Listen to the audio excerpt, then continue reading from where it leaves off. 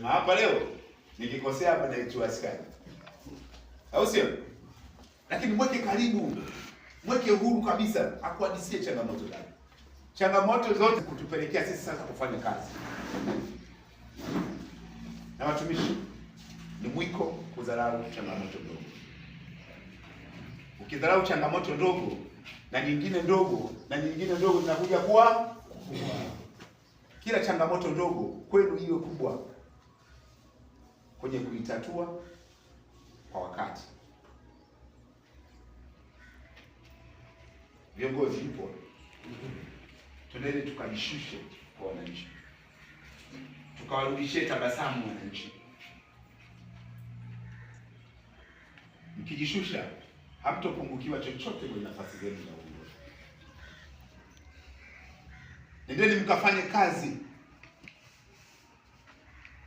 nendeni mkajifunze, msitafute wala msichague mtu wa kuwafundisha. Ukichagua mtu wa kukufundisha umefeli. Sisi moyo. Unajua sisi binadamu tuna tofauti kidogo. Yule unayemdharau wewe kwamba mimi siwezi kwenda kusoma kwake, kumbe yule ndio anakubali la Mwenyezi Mungu. Akiomba, akisema jambo linakushamdharau sasa. Unaona wewe sasa huyu anaweza kuwa mwalimu wangu akanifundisha, akanielekeza.